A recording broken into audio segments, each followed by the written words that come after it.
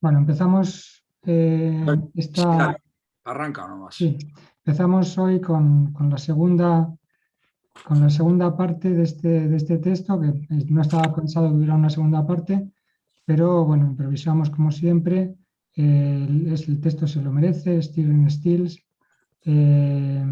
Vueltas muchas traducciones. La que tengo aquí ahora delante es vueltas inmóviles. Hay otras vueltas inquietas, etcétera. Bueno, quería Este me comentar gusta, vueltas inmóviles me gusta. vueltas inmóviles, a mí me gusta, sí.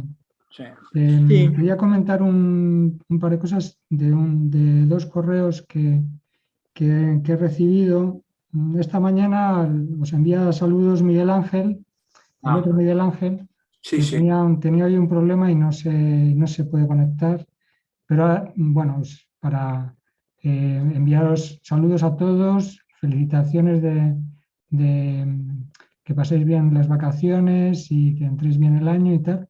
Un correo muy amable y además, eh, diciendo cosas muy bonitas sobre el grupo, sobre Ah, nuestra manera de comportarnos y de tratar los textos y de presentarlos, ¿no? Con humildad. Eh, y también quería leer algo que escribió Ana.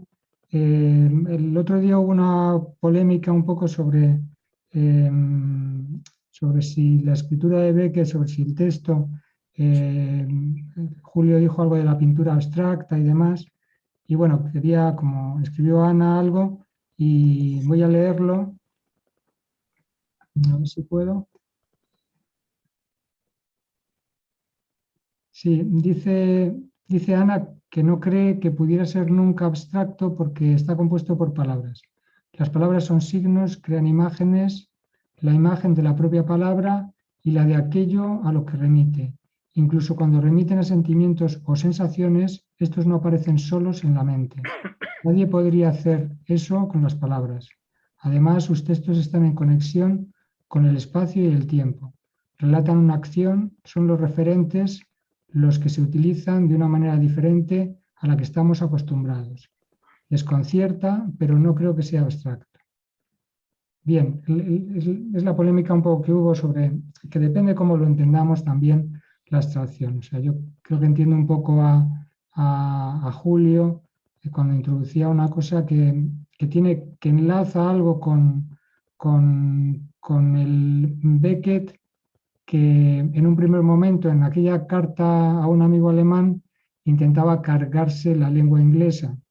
Entonces es una lucha con el lenguaje y que, bueno, va más allá intenta ir más allá de ese dominio del sentido, etcétera, ¿no? Entonces, lo que hablábamos antes de la sensibilidad a la propia escritura y a la propia palabra, al sonido, a muchas cosas que se abren ahí.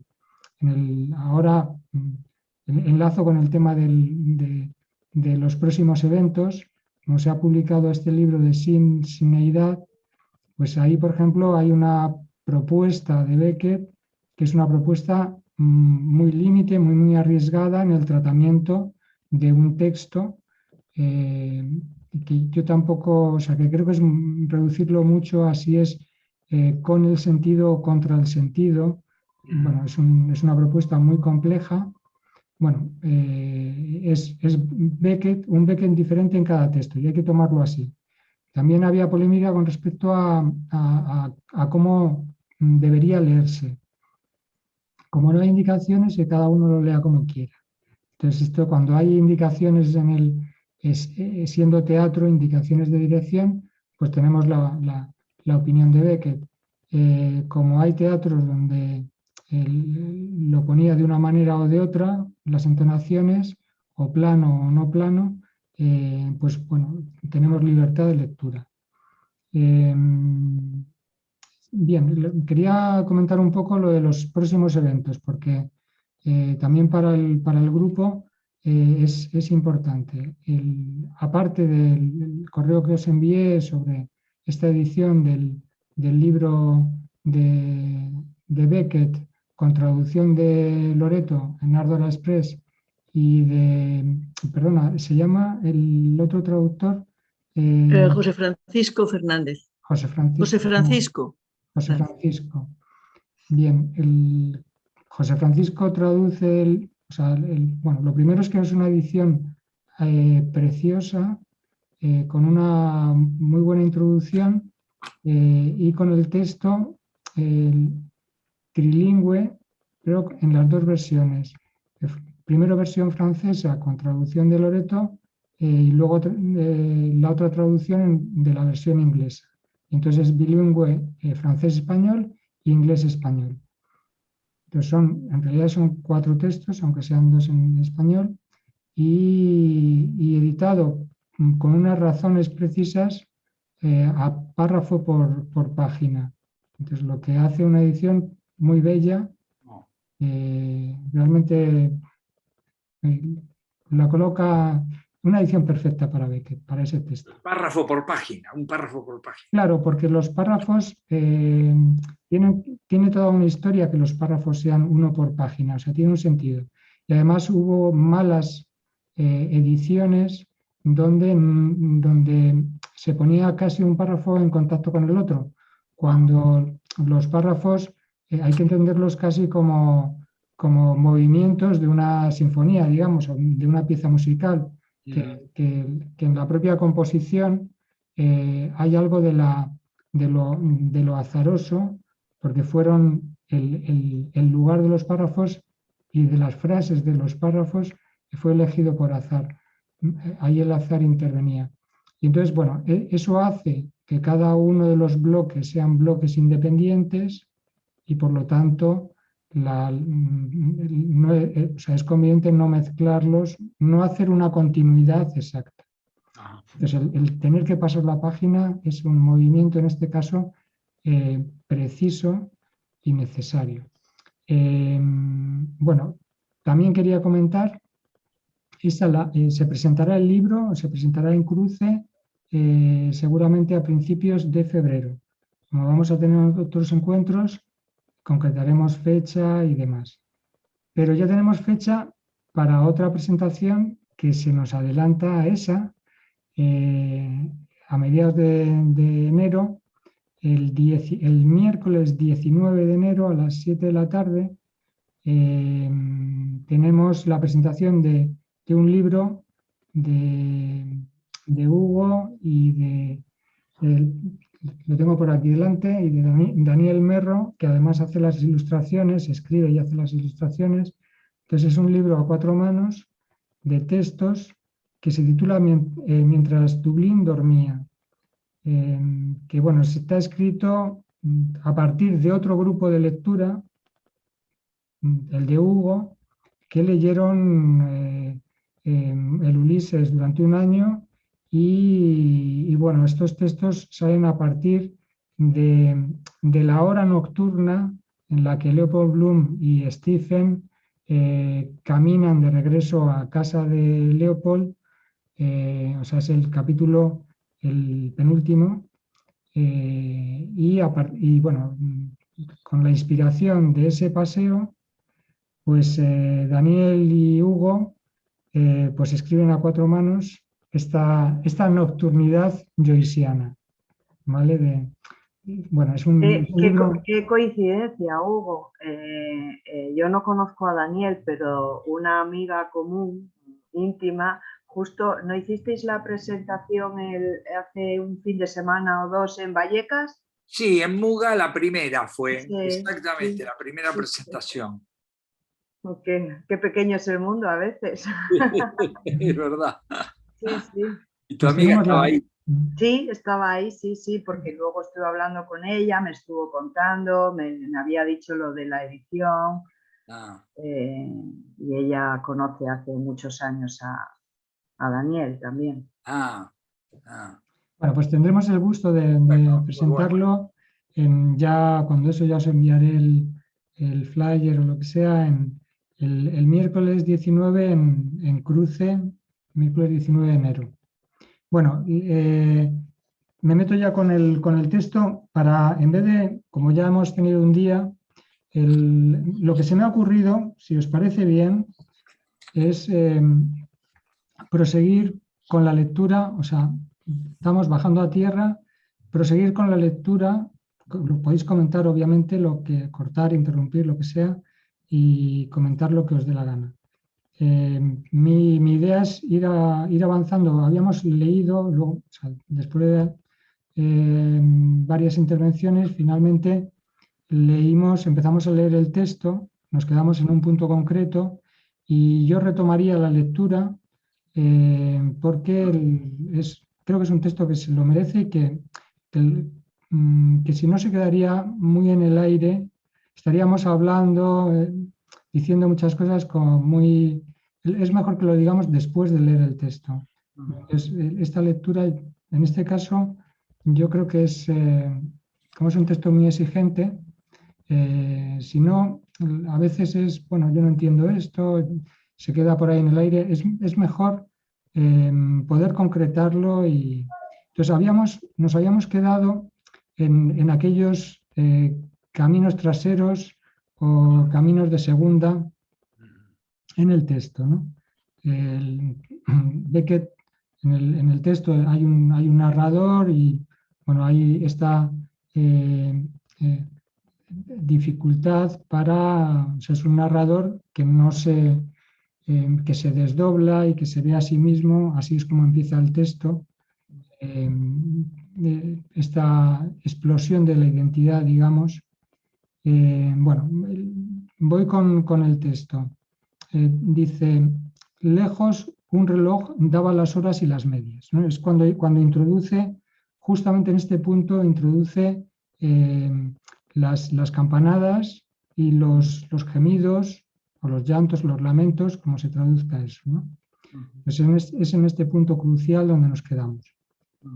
Entonces dice, lejos un reloj daba las horas y las medias. El mismo que cuando, entre otros, Darley murió una vez y lo dejó. Bueno, entre los textos que he enviado está el poema a Arthur Darley, que es un poema precioso y un poema muy contundente, es una maravilla.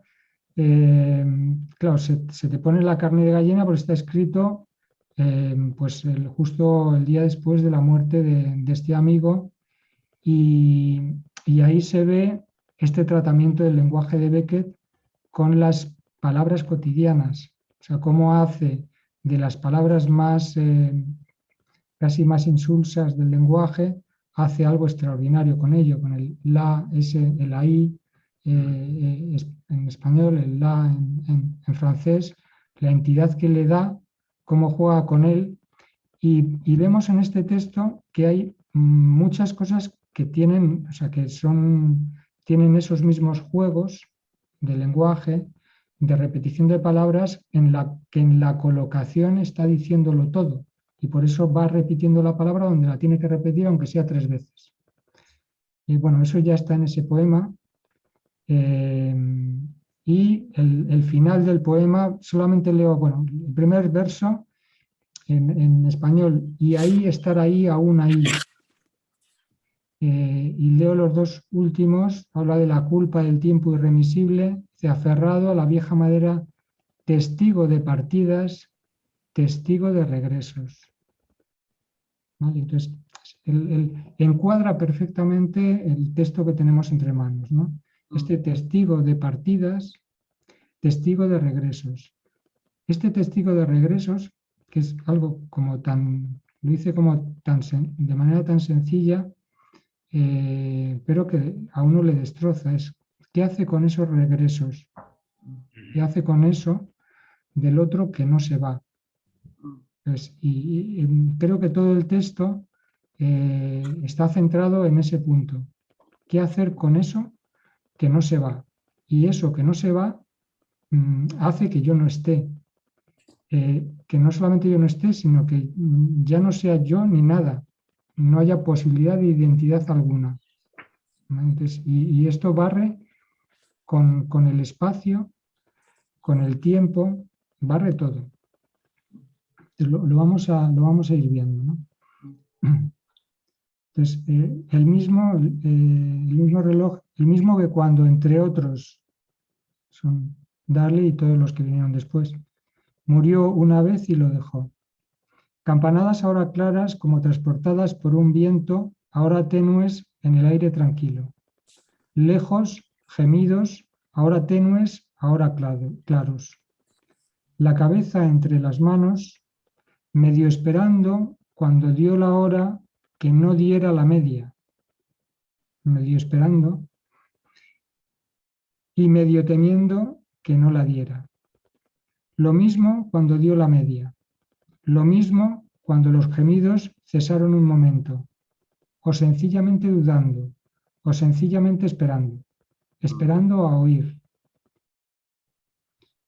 Hubo un tiempo en que de vez en cuando levantaba la cabeza lo suficiente para verse las manos. Lo que de ellas se podía ver.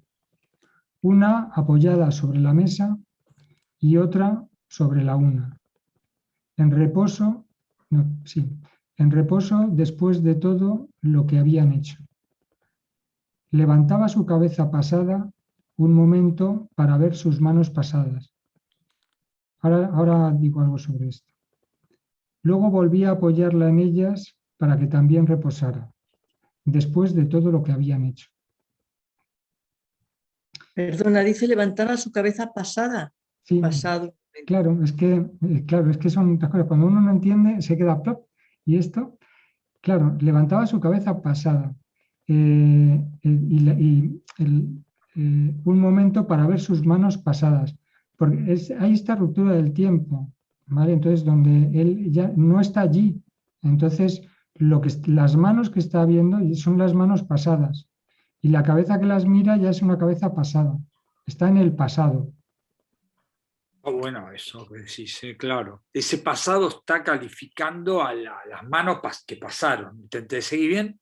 Es que, es como si dijéramos, hay una memoria de eso. Entonces, hay una actualidad y una memoria. Entonces, uno ya no está ahí. Entonces, el recuerdo es un pasado. Pero es que en francés es feu. Soulever feu, sa tête, o sea, es muerto. Para ver sus manos muertas. Claro, porque están pasadas. O sea, es que él ya no está ahí. ¿Vale? Entonces, en inglés son pasadas, pero ahí es en el tiempo pasado. ¿Vale? Entonces, ya está fuera de la historia. La otra traducción también dice pasada, cabeza pasada. Me detuve para ver si había un error de traducción, pero no, efectivamente es así. Bueno, continúo. El mismo lugar del que solía partir día tras día hacia los caminos de segunda, al que regresaba noche tras noche, y en el que iba y venía de pared a pared en la oscuridad. Bueno, me detengo un momento.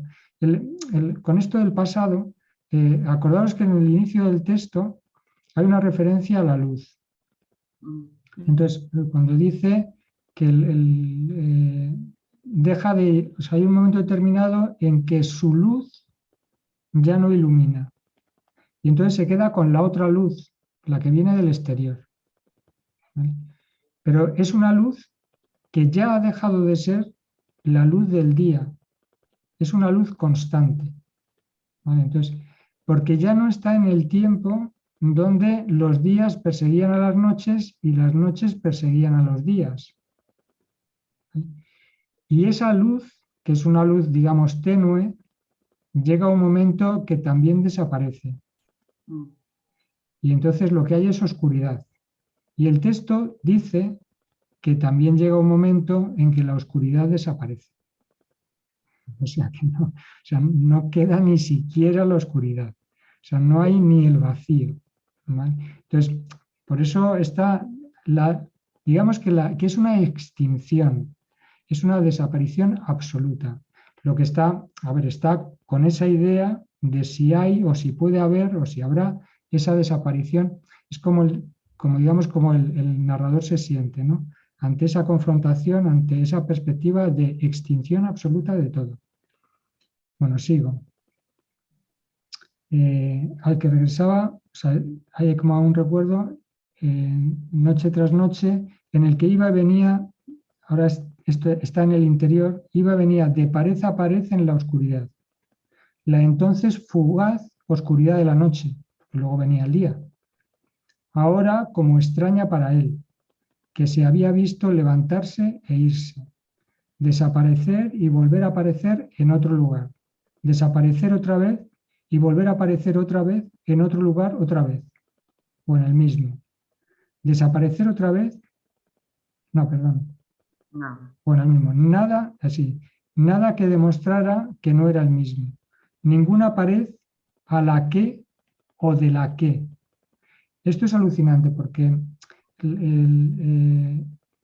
como ya ha hablado de eso, omite. Entonces, claro, hay que tener en cuenta que ya ni lo dice. Son restos que han desaparecido. Entonces, ninguna pared a la que o de la que. Ninguna mesa de la que otra vez o a la que más. En el mismo lugar en el que iba y venía de pared a pared, como si todos los lugares fueran el mismo, o en otro. Nada que demostrara que no era otro, donde nunca. Levantarse e irse en el mismo lugar de siempre.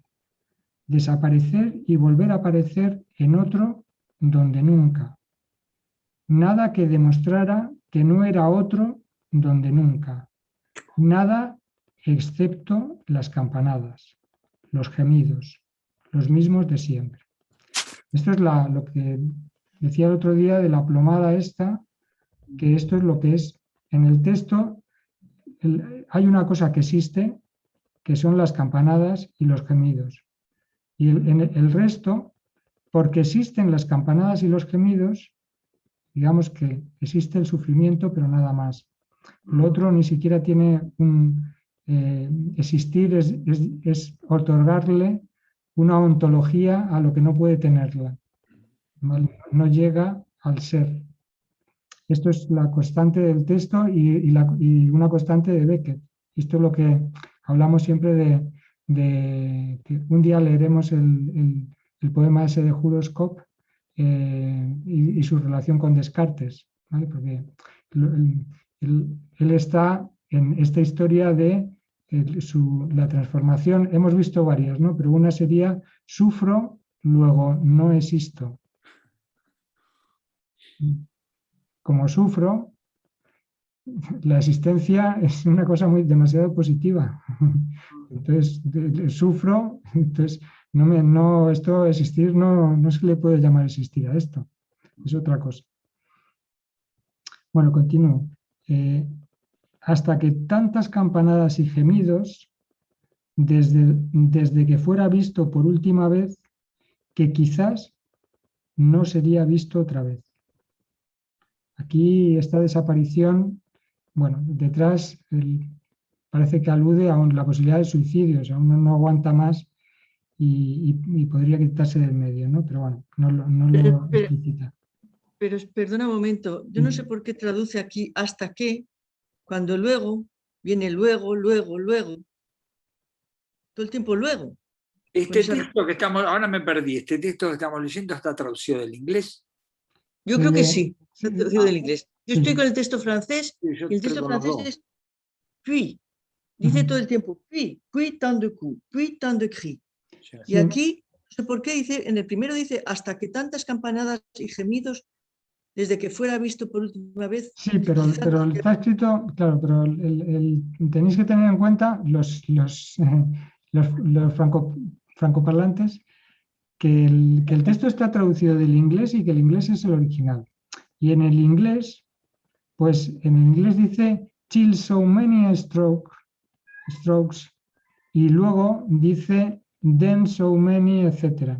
Entonces utiliza dos palabras distintas. Claro. Entonces, bueno, está justificado en la traducción del inglés que utilice dos palabras distintas. Claro, está traducido del inglés, claro. Está traducido del inglés. Y Beckett lo traduce... distintas. Ahora, Beckett una pregunta. La traducción no la hizo Beckett, la hizo Beckett esta traducción. La hizo Beckett. No la hizo Beckett, ¿no? Porque no vi que dijera, recién hoy la vi bien. Sí, no vi que dijera Beckett. Traductor, la hizo Beckett. La traducción es de Beckett y Beckett se permite licencias traduciendo. Claro. Entonces, vamos, licencias. Él hace otro texto, aunque hace otro texto, ¿no? Y entonces, bueno, en el francés se utiliza la misma palabra, pero en el original inglés no. Loreto, Bueno. tendrías que hacer otro libro. Acá ya tenés otro libro. No lo digo. Porque No, yo creo no, que vale podría la ser pena. así. Claro, así surgió lo del SIN, como la traducción del Félix de Azúa era toda seguida, lo que decíais antes, no figuraba, o sea, requería otra traducción. Con eso se podría hacer con todos los textos, desde luego. Sí. Sí. Bueno, seguimos. Entonces dice, luego tantos gemidos desde que las campanadas se oyeran por última vez que quizá no serían oídas otra vez. Luego un silencio tal desde que se oyeran los gemidos por última vez que quizá ni siquiera ellos serían oídos otra vez. Por tanto, quizás el fin, o nada más que una simple calma. Luego todo como antes, las campanadas y los gemidos como antes, y él como antes. Ahora ahí, ahora no, ahora ahí otra vez, y ahora otra vez no. Luego la calma otra vez. Luego todo como antes otra vez. Así una y otra vez. Y paciencia hasta el verdadero fin del tiempo y del sufrimiento, y de él y del segundo él su propio fin. Yo creo que es el texto, yo lo he leído muchas veces, ¿no? El texto Sí. es muy, muy preciso. Sí. O sea, no me estoy deteniendo en explicar lo que creo que él dice de una manera precisa. Si queréis algo nos detenemos, si no, continuamos. O sea, el segundo él es el que tú dices. Claro, pero fíjate en el inicio del texto, ¿no? Entonces él se vio a sí mismo levantarse y partir. Ahí tenemos ya los dos él. Ya. ¿Vale? Entonces, porque se trata, o sea, en el lenguaje corriente diríamos, tengo el corazón partido, ¿no? Estoy roto por el dolor. Se ha ido alguien y me he quedado destrozado. ¿Vale? Ese estar destrozado no es, tiene un carácter en Beckett superior. Esto es lo que está describiendo el texto. El texto está describiendo qué es lo que le ocurre al narrador, pero detrás está Beckett cuando hay la muerte de un amigo. Esto podemos pensar, el texto de referencia obvio es Duelo y melancolía de Freud. La diferencia entre el duelo y la melancolía. El duelo es una cosa. Beckett no está describiendo el duelo, está diciendo que no puede hacer ningún duelo. El narrador está diciendo eso. ¿Vale? No hay duelo posible. ¿No? Entonces, lo que decía el poema, hay retornos. O sea, no se puede perder. No puedes rehacerte después de una pérdida. Y ese no poder rehacerse quiere decir que el yo explota. La identidad se pierde. No hay manera, uno queda hecho añicos. Y esos añicos son los que está mostrando encima de la mesa Beckett. No es el puzzle se ha roto. Entonces son los añicos entonces los añicos son de la persona, por lo tanto del tiempo, por lo tanto del espacio. O sea, no es alguien que recuerda, que tiene una memoria. O sea, se ve a sí mismo levantarse e irse. ¿Vale? Entonces, y toda la historia con la referencia de ocurre en el mirar y luego ocurre en el pensar. Entonces, todas estas referencias es lo que va desmenuzando el texto. Está describiendo que no es posible mantenerse con una identidad, que uno ha quedado destrozado literalmente. Son trozos lo que hay de uno. Y entonces los trozos no pueden hacer un relato de las cosas en primera persona. ¿Vale? No hay primera persona. La persona se ha roto. Esto es lo que no hay recomposición posible. Una pregunta, no sé cómo lo veis, pero a mí me da la impresión que en relación con esto que tú estás diciendo, que en la primera parte nos plantea ya desde el inicio ese desdoblamiento que continúa a lo largo del texto, pero en la última parte no se produce, no una fusión, no es esa palabra, no se vuelven, no se mira ese narrador y ese otro de una manera distinta, no se llegan a juntar, que es el momento del final, de la muerte, diría quizás, o de, no sé, ¿eh? Lo digo un poco respecto al tema que estás planteando de la imposibilidad de identidad, que si pienso en el final del texto, en el final del texto me generan preguntas adicionales, ¿no? Cada uno lo hace su lectura, o sea, es una lectura posible.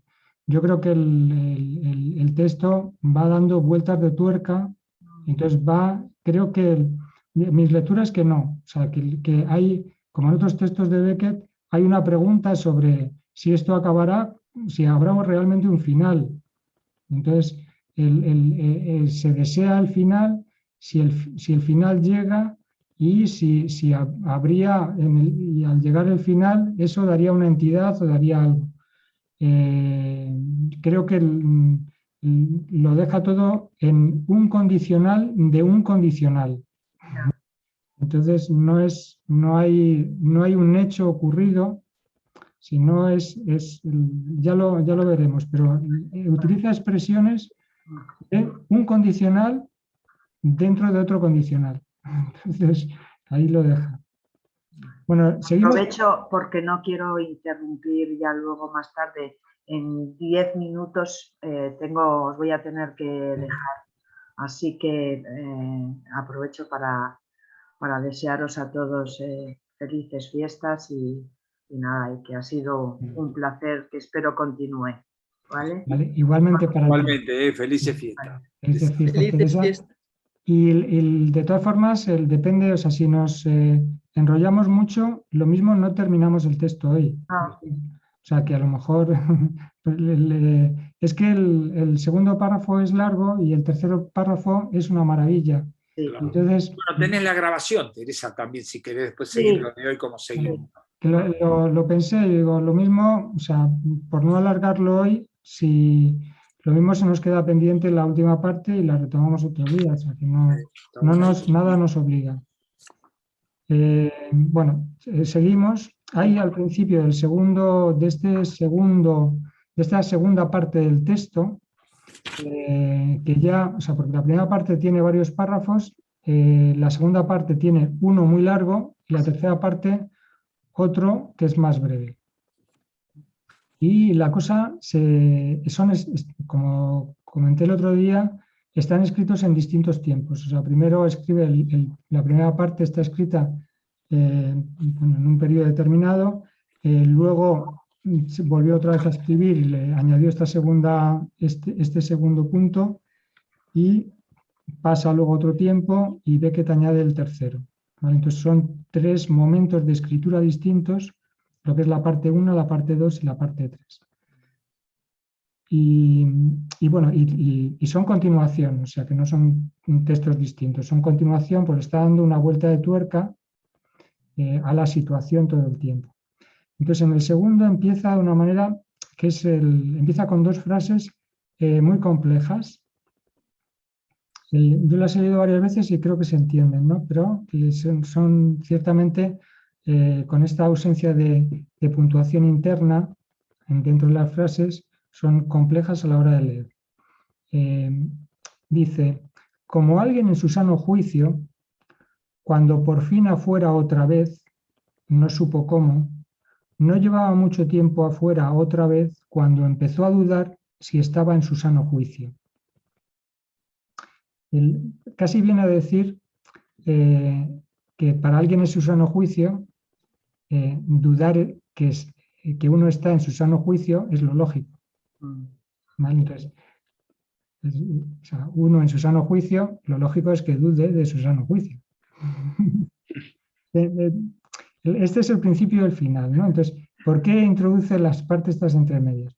Como alguien en su sano juicio, cuando por fin afuera otra vez, o sea, cuando estaba afuera, en el exterior otra vez, no supo cómo, ¿vale?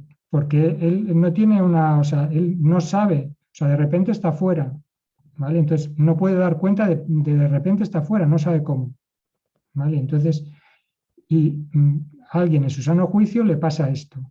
No llevaba mucho tiempo afuera otra vez cuando empezó a dudar si estaba en su sano juicio, ¿vale? Siguiente frase.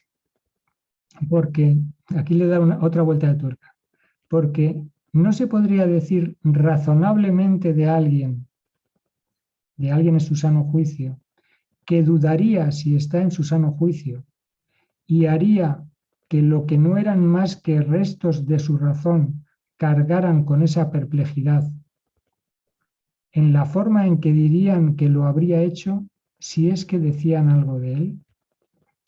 Las dos últimas partes es porque empieza diciendo, porque no se podría decir, o sea, hay una pregunta, ¿vale? Entonces, no se podría decir, etcétera, etcétera.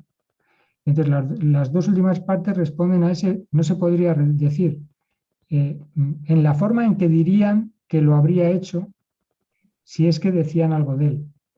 ¿Vale? Está en esa hipótesis de pregunta que se queda totalmente en el aire. Y la parte central, es decir, no se podría decir razonablemente de alguien en su sano juicio que dudaría si está en su sano juicio y haría que lo que no eran más que restos de su razón cargaran con esa perplejidad. Se sigue el texto. O sea, está en la perplejidad. Entonces, ¿cómo cargar o sea, esos restos de juicio que detectan la perplejidad? Pues si está en su sano juicio, pudiéndose plantear eso. No se podría, repito, porque no se podría decir razonablemente de alguien en su sano juicio que dudaría. Pues, vuelvo a lo de antes. Lo que viene a decir es que lo lógico en su sano juicio es dudar del sano juicio. El que dudaría si está en su sano juicio y haría que lo que no eran más que restos de su razón cargaran con esa perplejidad en la forma en que... Sigo. ¿Quién es el sujeto de la última parte? Los restos de razón, porque ahí cambia el sujeto, ¿no? En la forma en que dirían que lo habría hecho si es que decían algo de él. Ahí me pierdo un poco. En la forma en que dirían que lo habría hecho... ¿De quién diría? ¿Los restos de su razón? Claro, que lo habría hecho cargar, ¿sabes? Los restos de su razón cargar con esa perplejidad. Hay una perplejidad. Entonces, los restos de su razón cargan con esa perplejidad. ¿Vale? Entonces, y lo lógico es pensar que no está en su sano juicio. Entonces, pero está en su sano juicio pensando que no está en su sano juicio, cargando con esa perplejidad. Entonces, y ahí hay esa exterioridad, en la forma en que dirían que lo habría hecho, o sea, los que podían hablar de él, que está ahí haciendo eso, pensando eso, etcétera. Si es que decían algo de él. Que es, a ver, hay unos otros a los cuales les resta al final identidad también. Y si es que decían algo de él, o sea, está todo en... Yo también pienso que son los restos de la razón los que cargan con la perplejidad. Esa era tu pregunta, Teresa. Sí. Ya, sí. Claro, sí, yo también me la hice, claro. Sí. Sí, son los restos de razón los que cargan con esa perplejidad. Yo creo que es claro eso. Sí, ¿no? Seguimos. Fue por tanto, en la apariencia de un ser más o menos razonable, en la que surgió al fin, no supo cómo en el mundo exterior. En la apariencia de un ser razonable surge en el mundo exterior, no supo cómo. Y no llevaba ahí más de 6 o 7 horas por el reloj cuando no pudo sino empezar a dudar si estaba en su sano juicio. Ahí, bueno, le da una vuelta a la frase, pero vuelve a decir lo mismo. ¿Vale? Entonces, añade otros datos, ¿vale? Pero vuelve a decir lo mismo. Por el mismo reloj cuyas campanadas eran aquellas oídas en ocasiones sin número, en su confinamiento, a medida que daba las horas y las medias, y así, en cierto modo, al principio, una fuente de tranquilidad que diera las campanadas, hasta convertirse en una de alarma, no siendo más claro ahora que lo era en principio, amortiguado por sus 4 paredes. ¿Vale? Entonces, es que las campanadas son campanadas de muerte. Entonces, aquí también está esta ruptura entre el exterior, porque en realidad se está oyendo las campanadas en el exterior y en el interior. ¿Vale? Y entonces, si oye las campanadas en el exterior y en el interior, ¿de dónde vienen las campanadas? Entonces, el problema es que las campanadas están en su cabeza. ¿Vale? Entonces, por eso las oye en todos los sitios. Como los gemidos, están en su cabeza. Entonces, podría tranquilizar que vinieran del exterior, podría tranquilizar que hubiera una iglesia dando campanadas. El problema es que parece que no la hay, ¿no? Entonces, esta es la destrucción. Luego buscó ayuda en el pensamiento, entonces introduce algo curioso aquí. Luego buscó ayuda en el pensamiento de alguien que corría hacia el oeste en la puesta del sol para tener mejor vista de Venus y no le fue de ninguna. Aparece como esta figura de alguien y como buscar ayuda, pero no le da ninguna ayuda. Con el único otro sonido, el de los gemidos, estímulo de su soledad, cuando, perdido en el sufrimiento, se sentó a la mesa, la cabeza entre las manos, lo mismo ocurrió. Entonces, se repite porque estando dentro ocurre lo mismo. Con su origen, es decir, el del reloj y los gemidos. O sea, aquí marca cuál es su origen. Él está pendido de eso. El ancla que tiene es el reloj y los gemidos. Lo mismo ocurrió, es decir, nada más por determinar ahora que lo que era solo natural entonces, haciendo que los restos de su razón cargaran con todo esto, buscó ayuda en el pensamiento, de que, aquí el lee se sobra, de que quizá le faltara el recuerdo del interior y no le fue de ninguna. Entonces, aquí hace una apelación, igual que hace una apelación al exterior, aquí hace una apelación a la memoria, a ver si la memoria le puede rescatar. Entonces, y ya avanza que el recuerdo del interior no le va a ser de ninguna ayuda. Añadiendo a su confusión su paso sordo, como cuando descalzo pisaba el suelo. Así, entonces, introduce esta imagen como de algo exterior, que es como si fuera la memoria, pero no es la memoria, es otra cosa que viene en el lugar de la memoria. Entonces, no es alguien que recuerda algo y que se lo dice, me estoy acordando de tal cosa.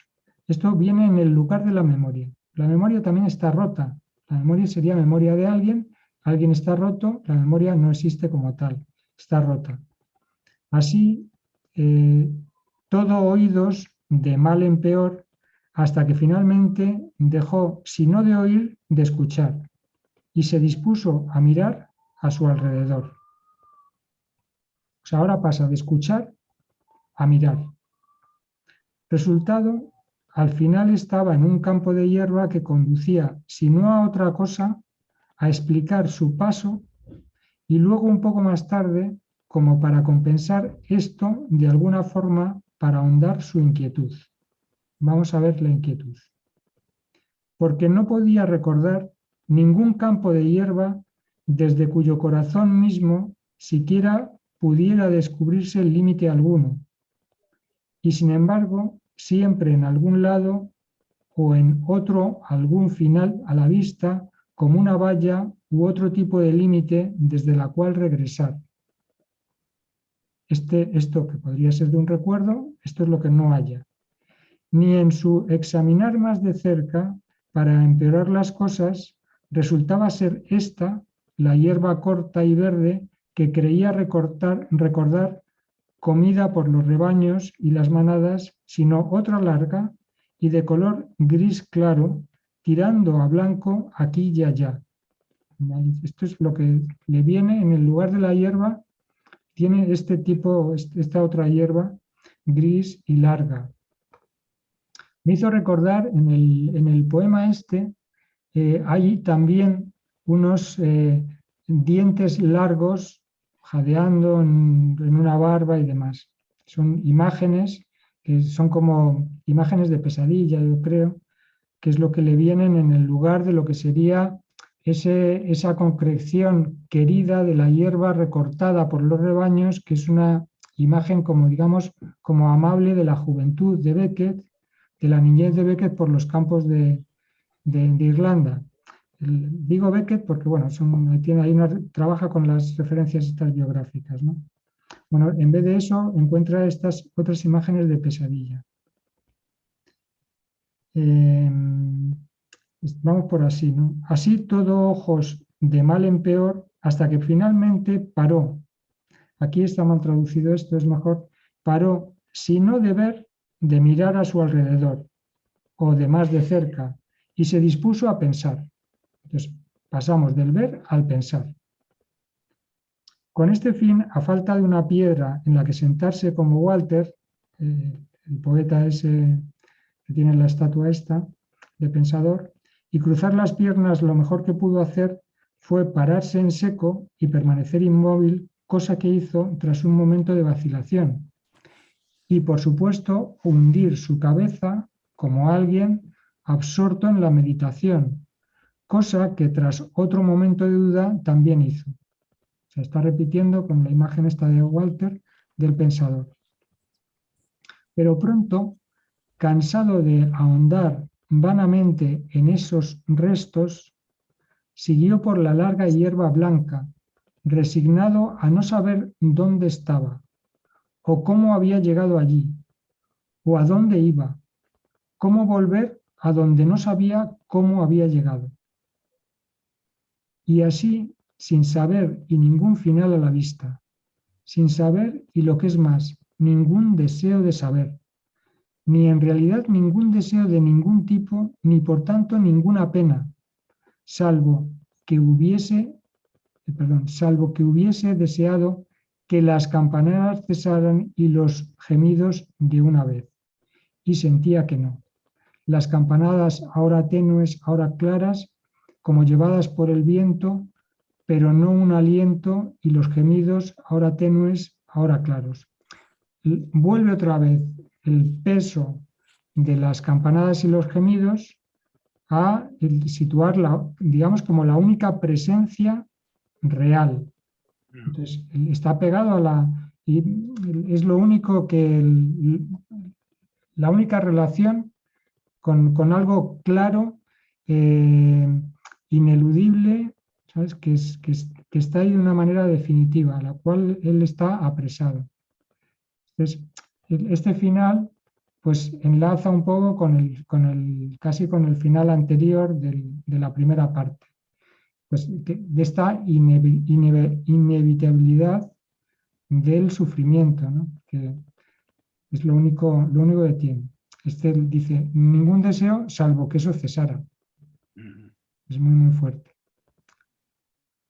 Bien, entramos, vamos a entrar y nos detenemos un poco más en el último, luego si no, pues vamos comentando cosas, ¿no? Pero el último, la última parte, el punto 3, cada uno es una maravilla, y yo creo en la última parte hace una cosa totalmente extraordinaria, ¿no? Porque está introduciendo unas cosas, estos movimientos del lenguaje que introduce, que el texto, las palabras empiezan a bailar rompiendo el tiempo y rompiendo el espacio. Entonces hay unos juegos que está haciendo que son impresionantes en todo lo que estamos leyendo. O sea, está haciendo lo que dice el texto, lo que es el fondo ese de la destrucción de la persona, ¿no? Bueno, empiezo el tercero. Así se quedó cuando a sus oídos de muy dentro, o como, y aquí una palabra que no pudo captar, si acabara, donde nunca hasta entonces. Esto ya se vuelve más complejo. Yo lo he puntuado así, en la lectura he hecho las pausas así. Vuelvo a leer la frase. Así se quedó cuando a sus oídos, de muy dentro, a sus oídos le llega de muy dentro. O sea, lo que le llega a sus oídos es algo venido de muy dentro y no de fuera. ¿Vale? Entonces, ¿qué le llega a sus oídos? ¿O cómo? Paro ahí, ¿no? Porque luego explica. Y aquí una palabra que no pudo captar. ¿Vale? Entonces dice, ¿o cómo? ¿Qué es lo que le llega a sus oídos? ¿O cómo? Aquí viene una palabra que no puede captar. Entonces lo escribimos. ¿O cómo? Una palabra entre paréntesis que no pudo captar. Continúa. ¿O cómo si acabara? ¿Vale? Entonces tenemos o como un hueco que no lo escribe, que no pudo captar la palabra, si acabara. Donde nunca hasta entonces. Esta es la ruptura totalmente temporal y espacial. Entonces la frase que tenemos es o como si acabara. ¿Vale? Entonces, ¿cuál es la palabra que falta ahí? ¿Os acordáis de en la última cinta de Crab? Ahí hay una palabra que no está dicha en el texto. Y al final, en la biografía de Knowlson, Knowlson le pregunta y Beckett dice cuál es la palabra que no está en el texto. Que la palabra omitida en el texto es tal. ¿Te Entonces, acordás cuál era? a ver, tendría que leer lo que está, a ver, me acuerdo del sentido, ¿vale? Porque no es el momento ese ese es el momento ese en el del equinoccio cuando él tiene la revelación, ¿vale? Entonces la revelación, en vez de decir la revelación tal cual, omite la palabra principal. Entonces, la revelación es que eso que siempre había desechado de sí mismo, esa locura, es lo que le definía. Y entonces es el momento donde Beckett se da cuenta de que eso que había rechazado es lo que tiene que aceptar. Entonces, es la aceptación lo que omite. ¿Vale? Entonces, la aceptación es lo que... La posición suya será aceptar su propia locura. Entonces, claro, esto no se dice, hay un hueco ahí. Yo escribí un texto sobre ello. En el último libro que publiqué hay un texto donde trabajo justamente esto.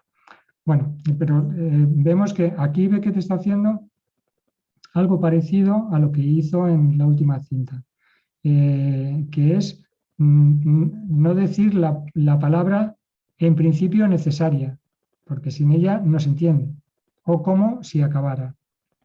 ¿Vale? Entonces, yo me voy a tirar a la piscina.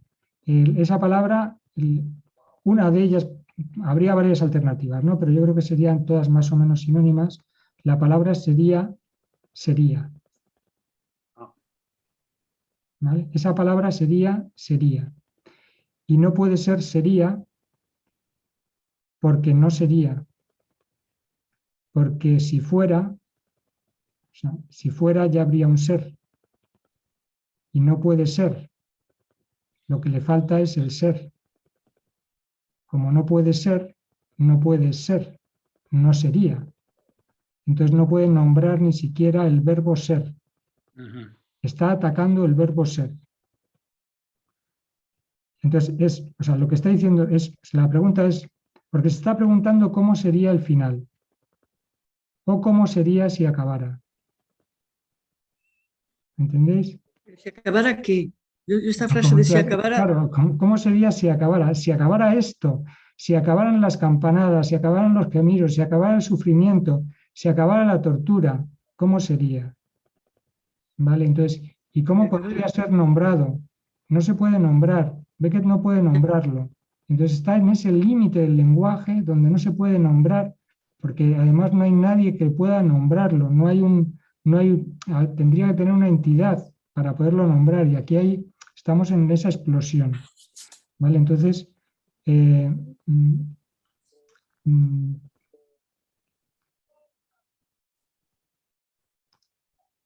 sea, ¿cómo sería cuando ya no sería más? Esto es lo que está preguntando.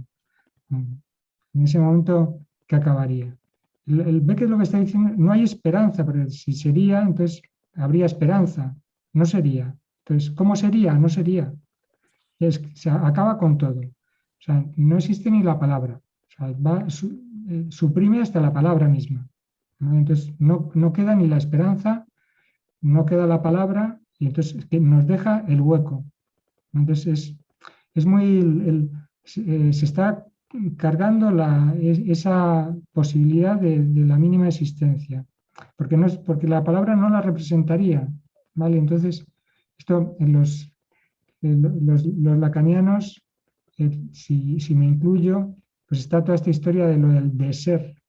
No es, porque no puede hablarse de un ser de ningún tipo.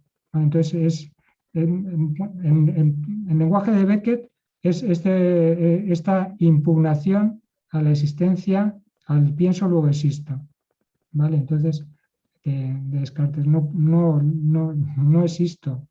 ¿Qué pretensión? Pero a mí me da la impresión, me gustaría escuchar la palabra de Isidro, que ya me va a escuchar, así que le pido que intervenga sobre la cuestión del ser, que escriba algo.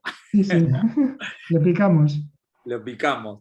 No, pero me da la impresión, ahora se me ocurre, me da la impresión que, bueno, que a pesar de todo hay algo que existe siempre para Beckett, o por lo menos acá, no, sí. para acá. Sí, insiste, porque atrás, se me perdió ahora. Hay una frase enigmática. Bueno, después volvemos y terminás de le dice, esperando oír, dice, o sencillamente esperando y esperando oír. Después en otro momento dice, dejé de escuchar pero sigo oyendo. Bueno, no sabría qué decir a eso yo, pero por lo menos sé que me... Sí, y a mí me da la impresión que es como que esos gemidos, esas campanas, esa repetición, bueno, más o menos, no sé si me estuve muy confuso. No, sí. Porque sí. estoy confuso con el texto, por eso. Claro, no, pero es eso, pero lo que está, o sea, no hay, o sea, no es que no exista nada, es que cómo representar eso que existe, Total. que es el sufrimiento, claro. que nos descoloca. Entonces, Beckett está representando el descoloque por el sufrimiento. O sea, Claro, ¿qué somos en el sufrimiento? Entonces, como somos, ya hemos dejado de ser. El sufrimiento nos hace pedazos. No es que no exista nada. Desgraciadamente, existe demasiado. Por ejemplo, acá la muerte de Darle. Exactamente. Que O sea, esto que vos dijiste antes, que me lo anoté cuando empezaste, que dijiste, ¿qué hacer con lo que se fue, pero no se va? Claro. Con tus palabras, ¿no? Como el poema ese. Es que el problema es que, sí, el otro ha muerto y ahora vienen los retornos. Claro. ¿Vale? ¿Y qué hacemos con los retornos? Porque los retornos nos destrozan. Entonces, y está en esto, ¿no? Bueno, sigo con el texto. Sí, perdona, sí. No. Dice, descanso entonces antes de que otra vez, desde no hacía mucho hasta hacía tanto, que quizás nunca más, y entonces otra vez tenue de muy dentro, o como, y aquí esa palabra perdida otra vez, si acabara, donde nunca hasta entonces. Es otra vuelta de tuerca a la misma frase anterior, ¿vale? Entonces, no me voy a detener en ello. En cualquier caso, faltara lo que faltara para el fin, y así sucesivamente, no estaba ya, cuando permaneció de pie ahí, todo apesadumbrado, y a sus oídos tenue de muy dentro una y otra vez, o como algo, aquí dice algo, y así sucesivamente, no estaba tan lejos como para poder ver ya ahí donde nunca hasta entonces. Está en la proximidad de ver lo que hay en ese final. Pues, ¿cómo podría incluso alguien como él, habiéndose encontrado una vez a sí mismo en un lugar así. No estremecerse de encontrarse a sí mismo en él otra vez, cosa que no había hecho, ni habiéndose estremecido buscar ayuda en vano en el llamado pensamiento de que, habiendo en cierto modo salido de él entonces, hubiese podido en cierto modo salir otra vez de él, cosa que tampoco había hecho. A ver, está diciendo que hay una sucesión de pérdidas. Y entonces, ¿cómo? Lo que se suele decir, la gente dice, bueno, pero tú ya has pasado por esto, te recuperaste, viviste una pérdida, saliste de ella, te recuperaste y has continuado la vida. Por lo tanto, ahora tienes otra pérdida, ¿vale? Bueno, igual que saliste entonces, ¿por qué no vas a salir esta vez? Te vas a poder recuperar, ¿vale? Entonces, ve que lo que está diciendo es, no es posible, porque no me recuperé de la primera, porque no es posible recuperarse de una pérdida. Pues es lo que decía antes de la melancolía, ¿vale? Porque no es posible, lo que está diciendo es que no es posible hacer el duelo de una pérdida, ¿vale? Entonces, es el narrador quien lo dice, ¿no? El narrador dice... Matías, y una pregunta, perdóname que te interrumpa, porque antes citaste duelo y melancolía. Entonces, vos marcaste una diferencia ahí entre el duelo y la melancolía, ¿no? El duelo es, digamos, una resolución de la pérdida, o el soy duelo es, muy simplista en lo que te digo. Claro, por eso, no, pero está bien, por eso Beckett, Freud, habla de trabajo del duelo, No. porque el duelo es un recorrido hasta salir de él, es un recorrido para poder asimilar la pérdida, para poder incluir la pérdida en el devenir subjetivo, para que la pérdida se inscriba en el sujeto y el sujeto vaya con esa pérdida inscrita en el manejo de él ante el mundo. Y entonces es algo que le puede construir como sujeto en vez de destruir.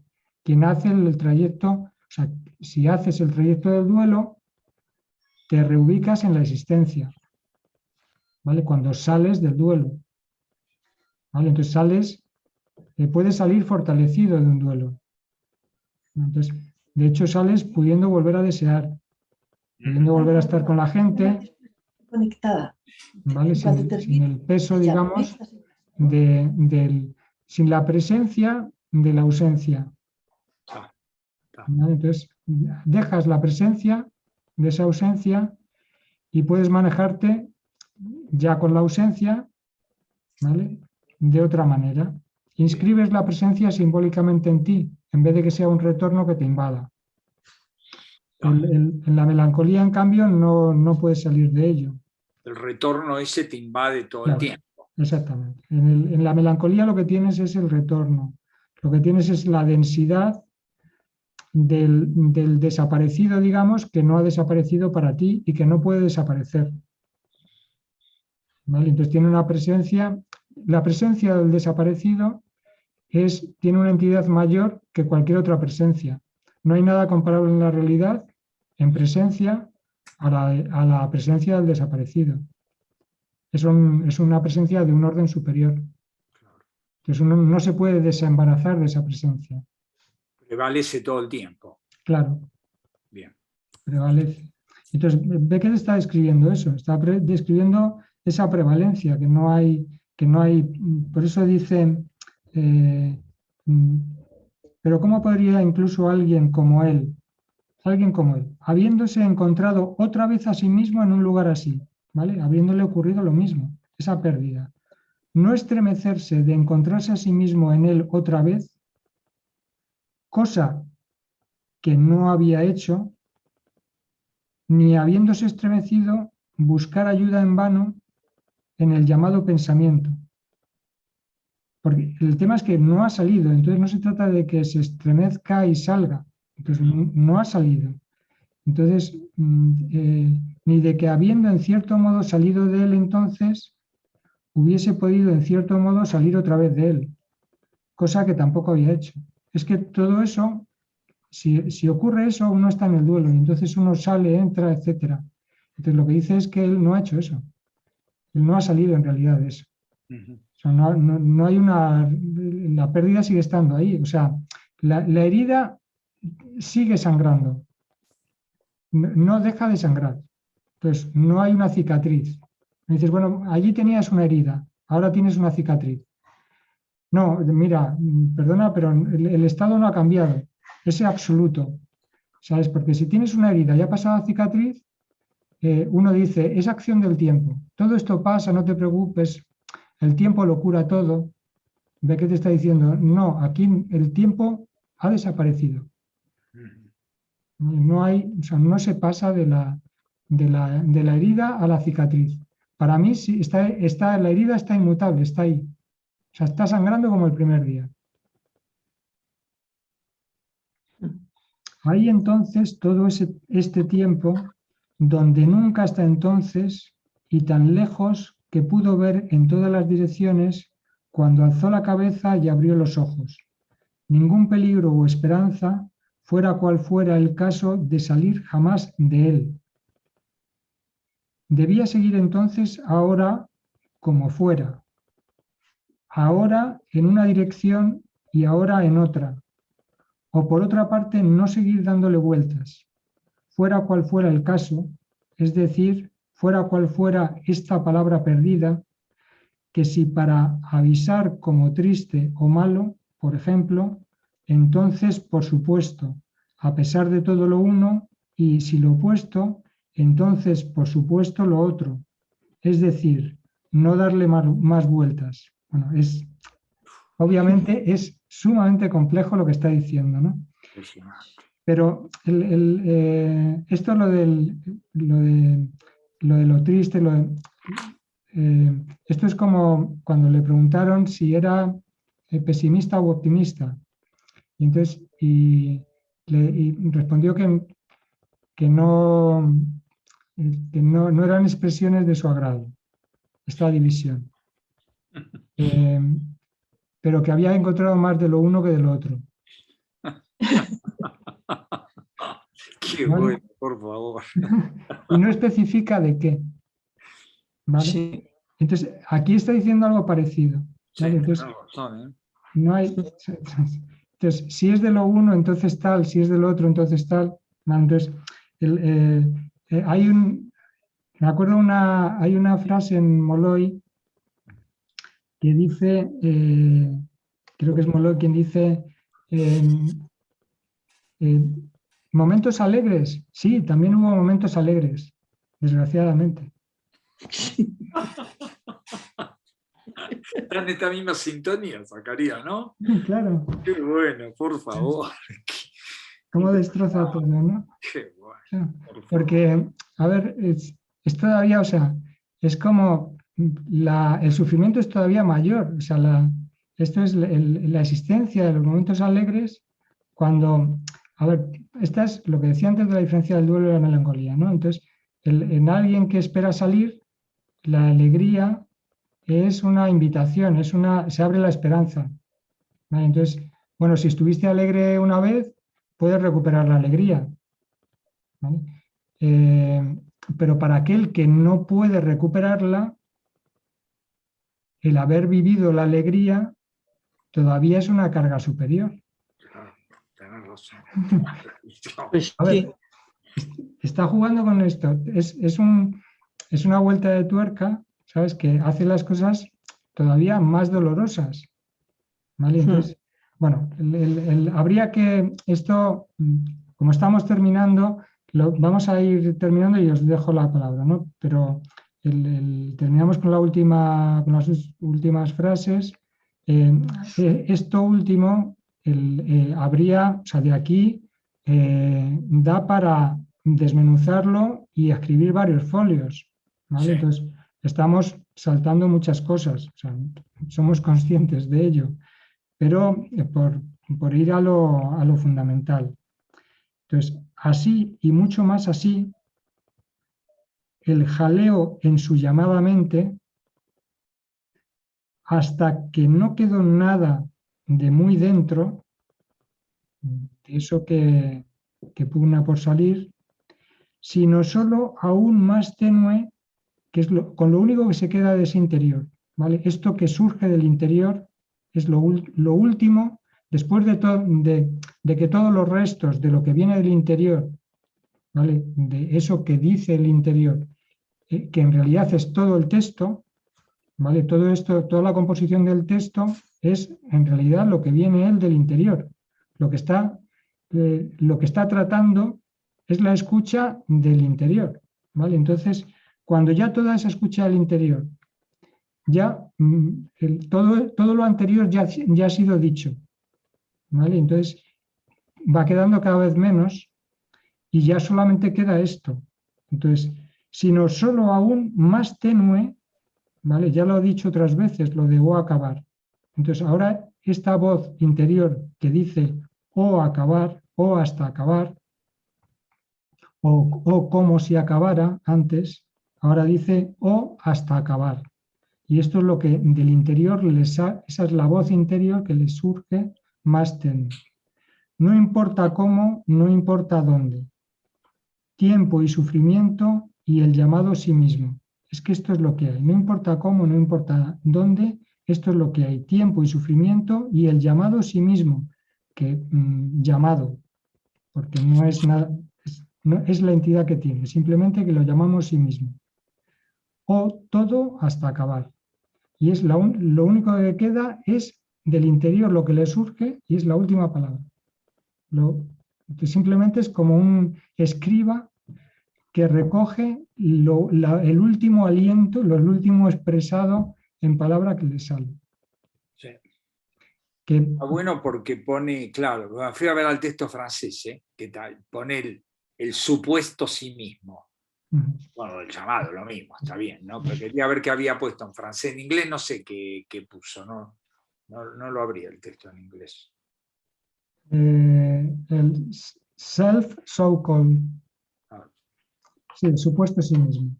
Bueno, obviamente, además, esto, como nos verá Isidro, hay un texto, es el texto que escribió Blanchot a la muerte de Beckett,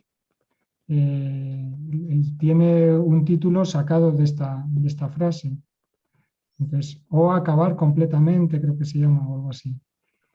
Y es todo, pues, casi un desarrollo, y además no puede escribirlo más acorde porque es justamente el texto digamos, de despedida a Beckett. Cuando muere Beckett y Blanchot escribe ese texto y escoge esa frase, o sea, escoge eso. O sea, con toda su razón. ¿Te acordás cómo se llamaba el texto? Sí. El texto de Blanchot. Acá está. Lo tengo acá. El texto, en traducción de Isidro. Sí. Publicado o acabar completamente. O acabar completamente, sí. Se los mando, te lo mando, Zacarías. Sí, no, lo tengo. Lo tenés en la traducción de Isidro también. Sí. Ah, bueno. Sí. Listo. Sí, me lo leí para la vez anterior. Okay, yo me lo había leído, pero lo volví a leer. Yo lo voy a repasar, me lo dejo acá abierto para repasarlo. Y toda la gente lo tiene también. Sí, creo, sí. ¿no? Sí, lo envié, creo. Yo no. Impresionante. ¿Enviaste? Si no, lo vuelvo a enviar, si no. Justamente, pues sí, porque ¿qué os parece? ¿Cómo decís, Loreto? No, que en qué archivo fue lo de porque como se han mandado muchas en algún cosas. Correo, pero en la vez pasada. Si no te lo envío en correo personal, ¿vale? Para no enviar correo al grupo, Vale. Loreto, te lo envío a ti. Vale, bien. Sí, está buenísimo, Loreto. Isidro Bueno, yo hizo notas acá, está un texto genial. Está porque lo publicamos en Entrelazos, en un blog. Sí. Dale, te interrumpí, Loreto, perdona. No, que después de esta lectura tan intensa y tan esclarecedora, porque me doy cuenta de realmente cómo se puede leer de diferente y también entre las distintas lenguas. yo este texto le tenía como uno de mis preferidos después de haber traducido los quiebros y vamos, las Miguelitonal, que lo traduje precisamente por quiebros, bueno, ya explicaba por qué, algo que se rompía, algo que se inestable, y además jugando con lo de la voz quebrada. Y los sobresaltos me parecía que iban en esa especie también de semántica, de significado. Y ahora veo que, vamos, no, se aleja muchísimo de lo que entonces percibí. Y primero, el texto, la traducción me sorprende, en francés, el subverso me sorprende con respecto a la inglesa y a la española, que me parecen mucho más acertadas, porque subverso ni siquiera en francés es una palabra muy usada, porque se utiliza más el sursaut, sobresalto, ¿no? Entonces, bueno, pues intentando asimilarlo un poco al texto, pues intentaba la conexión que podía haber yo, porque el subverso es un término de equitación, es un salto brusco, ¿no? Que hacen los caballos, o un movimiento brusco del cuerpo. Entonces ahí sí, lo de los quiebros y el movimiento brusco del cuerpo, sí. Pero... Lorito, ¿por qué pensás que eligió sobreso Beckett acá? Pues es lo que estoy diciendo, es lo que estoy intentando, sopesando el texto. Creo que se ha ido casi al sentido que puede tener en veterinaria, que es las interrupciones del movimiento respiratorio. Ah. Entonces, de acuerdo, porque también tiene una acepción en coreografía, que es un salto terminando con los pies juntos, ¿no? Entonces yo me imagino que ha sopesado esas dos palabras, esos dos vocablos, y bueno, pues al final, bueno, pues eso es claro, es una elección suya, pero en relación con el texto yo simplemente veo sobre todo quizás aquella asociación con el movimiento respiratorio interrumpido que pueden ser los gemidos, no lo sé. Porque los gemidos aquí, ¿de quién son? ¿Del que ha muerto, de él mismo? De lo que el retorno que le llega del interior. Esta es mi interpretación, ¿eh? O sea, el sufrimiento es tan intenso dentro que le destroza. Y sí, al destrozarle, una manera de decirlo es que hay una diseminación del ser, o sea, de la escucha, de todo, o sea, está la escucha, el escuchar el interior y el exterior se ha descompensado, y entonces ese sufrimiento, la escucha proviene como si fuera del exterior, ¿vale? Entonces, esa voz interior, para que, o sea, uno escuche la voz interior cuando se controla el sí mismo, ¿vale? Cuando controla el sí mismo. Entonces, estaríamos en la existencia de un supuesto sujeto, ¿vale? De un sujeto que tiene una uniformidad, una entidad, etc. Y entonces uno localiza las voces, localiza esa voz interior, la del sufrimiento, la de los gemidos. Pero cuando uno está destrozado, el gemido se escucha afuera, ¿vale? Como proviniendo del exterior. Pero por eso está asociado a los golpes del reloj. Claro, es que parece todo el tiempo los golpes están asociados totalmente a los gemidos. Claro, porque los golpes... También te quería preguntar si era en esta dirección que lo habías puesto en relación con la película de Dreyer, porque no recuerdo en qué asociación hiciste la semana pasada, pero ayer me olvidé también. Volví a ver la película y no veía muy bien cómo habías planteado la asociación o qué tiene que ver con esta película. Sí, bueno, yo hice una asociación y entonces, como dije que os enviaría la película, os la envié. La asociación que hice fue a través de cómo Dreyer filma lo que sería esa existencia de los vampiros. Ahí son vampiros, pero no son humanos, ¿vale? Entonces estamos en otra entidad para nombrar que no es un ser, ¿vale? No es un sujeto. Entonces, ¿cómo Dreyer dibuja eso? ¿Cómo lo filma? También se hizo en la literatura. que la sombra, o sea, un sujeto proyecta una sombra, ¿vale? En la película de Dreyer, la sombra tiene una entidad distinta. La sombra va por libre, persigue al sujeto, se junta a él cuando quiere, ¿vale? Ya, Entonces, cuando empieza el texto de Beckett dice, me vi levantarme e irme, ahí está. Esta ya, esta es la historia, es como una sombra, el ser está ahí duplicado, ¿no? Entonces, Dreyer hace ya, eso en la sombra y en el otro. Cuando tú ves a alguien cuya sombra no le sigue, o sea, no tiene sombra, y luego aparece al rato, pues claro, sí, no es un ser humano, es un vampiro. ¿Vale? Entonces, ya, y claro, ya, la película de Dreyer es en función de cómo se ven las cosas después de ese personaje que al final está viendo desde el ataúd, está viendo, una vez muerto, sigue viendo el exterior, sigue viendo el mundo. Una vez sí, está, ¿vale? No es que, no es que la conexión es muy lejana, ¿no?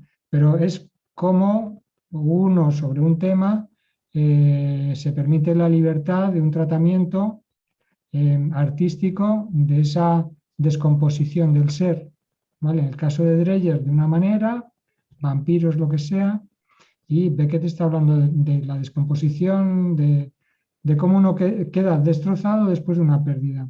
Yo creo que es el hilo que uno, del texto, que uno no puede perderlo, o sea, es lo que hay, son las vivencias, es como hay muchos textos de la última época de Beckett que, que él se ponía a escribir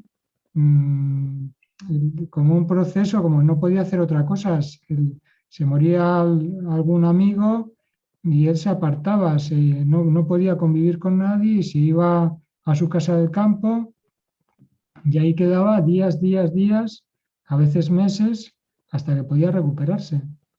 Pues hasta que podía volver otra vez a París y demás, y volver a entrar en contacto con la gente. Entonces, sí, y a veces en la salida de esos, o sea, ¿qué hacía en tal? Pues en realidad está describiendo un poco qué es lo que... Hay detalles biográficos, o sea, cuando describe ese lugar, esa mesa, ¿vale? Ahí podemos ver, da igual que sea, él trabaja con su materia, ¿vale? La materia son sus recuerdos, su memoria, tal. El escritor trabaja con lo que tiene. ¿Vale? Entonces trabaja con algo verdadero, no se lo está imaginando, pensando. A ver, si se lo imagina, también es eso. Cualquier cosa ya es, ¿vale? Entonces, y con eso trabaja con lo que le sale. Entonces está ahí y ¿qué hace? Pues estar sentado en una mesa mirándose las manos y viendo que ya no son sus manos, las manos están en un pasado y su propia cabeza está en un pasado y ya no está en el presente. Y stirring en inglés es la idea de revolver, de remover. Steering, pues mira, ¿no? Ahora mismo me pierdo. Steering, Steel, creo que sí. No, porque estoy pensando en esto que trajo Loreto, que me ilumina, esta cuestión del sobreso, que está ligado a la cuestión del caballo, ¿no? Sobreso el caballo y reacciona el jinete, se cae. Pero que me parece interesante explorar los títulos, ambos, sí, tanto en claro, inglés como en... ¿Por qué ve que... claro, No, a ver qué pista se me ocurre, va. Sí, ¿Qué sí, no, pista puede está muy dar? bien. Pero o sea, la idea de sobresaltos ahí, de lo del caballo, me Y lo parece de Stir, magnífica. que Yo no es lo había pensado. no sé Y es bien. verdad, ¿sabes? Porque la carrera, digamos, que ha terminado, o sea, hay un recorrido, el sobresalto ese, y hay una interrupción, hay un brusco desenlace, caballo-jinete, ¿sabes? Hay una ruptura ahí, y el Claro. sobresalto es eso, y hay una continuidad y de repente, ¿sabes? Pasas a otro estadio distinto. Ya, es una Porque ve que interrupción. yo parto, Loreto me hizo pensar en esto, en que ve que no dominaba el francés, en el mm, sentido que mm, y que lo dice él, no lo digo yo, en el sentido de la asociación que tenía con el inglés, bueno, que después por ahí eso varió, no importa. Pero entonces, digamos, cuando pone sobresaltos, estoy seguro que lo que dice Loreto es así, que tuvo que haber calibrado esa palabra. Sí, sí. Sobre todo porque estaba traduciendo. Cuando uno lo traduce, Claro. ¿no? Y que luego existe el sursaut, que es lo que se utiliza normalmente. Claro, pues sí, ni había pensado eso. Sí. Pero pueden ser otras asociaciones culturales. Bien, pero bueno, es interesante recorrer la historia de la traducción del título, sí, porque me parece que la traducción puede iluminar el original también, de alguna Ujú. manera. ¿no? efectivamente. Por supuesto. Sí, sí. Sí, Ujú. sí, sí. La verdad que es un texto sublime. Otra palabra no se me ocurre ahora. Sí. Es muy Sí, fuerte. sí. Uf, muy fuerte. Esto es, en realidad, lo que hemos hecho es abrir el melón, ¿sabes? Porque el texto, o sea, realmente es para... a mí me ha sorprendido, la verdad es que lo he leído muchas veces y me ocurre eso, cada vez cuando ya lo has leído unas cuantas veces y ya te metes dentro del ritmo del texto y todo eso, cada vez es más rico. Lo vas leyendo y cada vez es más rico y bueno, y nosotros muchas veces llevamos los textos a ese abrir el melón, o sea, para Linda, nadie es un estado de agotamiento. ¿Es una expresión que se usa acá, abrir el melón, o Sí. es tu cosecha? No, se utiliza, sí. Es muy linda, abrir el melón. Sí. Y nosotros en realidad hacemos eso, los textos, pues, como decía Miguel Ángel, lo de la modestia y demás, pero es así, o sea, creo que no agotamos ningún texto, o sea, lo que hacemos es llegar a ese umbral donde de repente el texto ya se nos presenta un poco más accesible, ¿vale? Entonces ya entramos en relación con el texto. Entonces hacemos un trabajo para entrar en relación con el texto. Entonces vamos viendo cuál es la relación que ha mantenido cada uno, cómo le ha penetrado el texto a cada uno, y todo eso nos va construyendo una entrada en el texto. Sí. Entonces nos va enriqueciendo la entrada en el texto. Entonces, bueno, pues ponemos la experiencia ahí. Son nuestros pequeños encuentros, es eso, poner nuestra experiencia. Es lo maravilloso. Y luego las referencias culturales a las que el material, ¿no? A partir del que, porque aquí empieza con una postura que luego se la asocia, evoca al Walter este de los Minnesänger, el trovador, que está una estatua, él encuentra una estatua y se sienta. Como Beckett también, con las piernas, Dante, la estatua de Dante con las piernas cruzadas.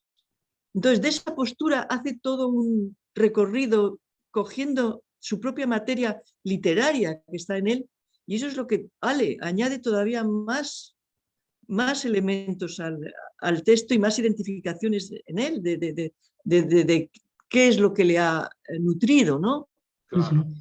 Y también he encontrado, leyendo a Nolson, el poema de Verlaine, al que hace alusión la primera imagen, que se quiere con la ventana en el techo, parece ser que se inspiró para esa imagen en un poema de Verlaine. ¿Y qué poema es el de Verlaine, Loreto? ¿Te acordás? El cielo. Sí, se llama así, Le Ciel. No te lo escuché eso. Espera, Le Ciel. Le ciel par-dessus le toit, si bleu, si calme. Bien, par-dessus le toit, ok. El cielo sobre el tejado es tan azul, tan sereno. Un árbol sobre el tejado mece sus ramas. La campana en ese cielo, con suavidad resuena. Un pájaro en ese árbol canta su pena. Dios mío es la vida, sencilla y tranquila, apacible rumor que de la ciudad llega. Tú, que sin cesar lloras, ¿qué hiciste tú? Dime, ¿qué hiciste tú? ¿Qué hiciste de tu propia juventud? Bueno, pues también se engancha, ¿no? Sí, Es se muy engancha bonito. perfectamente. Qué O bueno. sea, sin duda. Tiene, o Claro. sea, está dialogando con eso. O sea, Está dialogando con eso. claro, está de poeta a poeta, está dialogando con esa, como cómo plasmar esas experiencias. Claro. Exactamente. Ujú. Bueno, si Pues así queréis, se disfruta. Sí, nos lo hemos hablado dejamos. hoy un poco. Si queréis, lo dejamos hoy por aquí. Bueno, Muy bien. ¿Os parece? Estupendo. lindo. Venga, pues nos vemos a la... Bueno, os iba a comentar algo sobre la... Pero a lo mejor lo digo en correo, porque en principio la situación se ha puesto un poco complicada en enero con lo de la pandemia ahora y seguramente estarán más... Ahora ya está complicada, pero seguramente lo esté más a principios de año. Esto es lo previsible. Entonces, bueno, vamos a ver. Es posible que la siguiente la hagamos también online, pero nos vamos a ver físicamente porque tenemos las presentaciones estas. Claro. Entonces, vamos a tener, podemos ensayar nuestros encuentros en las presentaciones. Estupendo. Vale, entonces a lo mejor tenemos de momento todavía online, a ver si se aclara la cuestión. Sí. Ahora sí, se atenúa un poco, sube, Se atenúa un poco. subí otra vez. Bueno. Bueno, Muy pues bien. Pues felicidades, felicidades Felices fiestas. estas Navidades venga, a Que la pasen vosotros. bien. y muy Venga, buena venga, salida y Abrazo a entrada todos, de año. abrazos Muy bien. y que lo paséis bien. Gracias a Hasta la vosotros próxima. también. Hasta la próxima. Hasta la próxima.